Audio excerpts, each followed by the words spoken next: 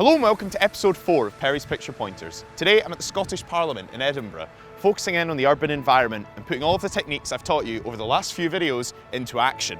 I'll then sit down and talk through the editing tools that are available to you and the best ways to use them.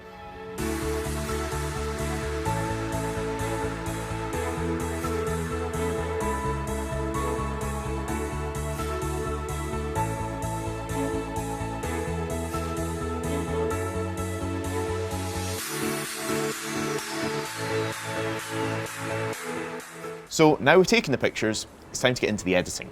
Filters change all of the settings on the image at once, but especially the colours. So there's a little slider at the bottom for you to decide just how intense you'd like it to be.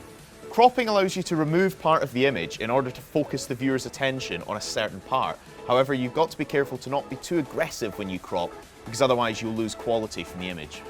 Exposure adjusts how bright or dark your image is, and it's best to do this as you take the picture. However, you can change it a little bit in the editing. Contrast increases the difference between the brightest and the darkest parts of the picture. Use too much and you'll lose detail in those parts, but too little and the image will look quite flat and washed out. However, some people really like that and use it creatively. Vibrance and saturation are both linked. Saturation increases the vividness of all the colours in the image, whereas vibrance just goes for the ones that are typically a wee bit duller. Both of these have a role to play when you're editing. Increasing the saturation is really useful if you're in a grey, dull urban environment and you really want to make the few colours that are in the image pop. However, if you're photographing a landscape, you might want to reduce the saturation a wee bit and pair it with some other tools in order to give the image a bit more drama. The vignette either darkens or brightens the edges of the image, and you can use this to drag the viewer's eye into the middle of the picture. However, if you use it too much, the image can look a little bit tacky.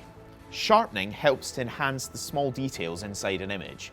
Using too much will add a kind of weird white halo around everything, but a tiny little bit can help enhance detail that would otherwise be lost, such as the fine texture of concrete.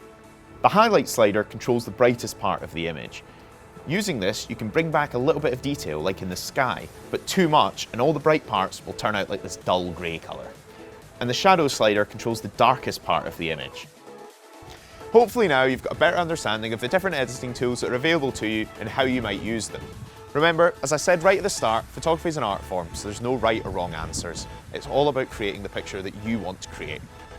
Hopefully you've learned something useful, and thank you so much for watching Perry's Picture Pointers.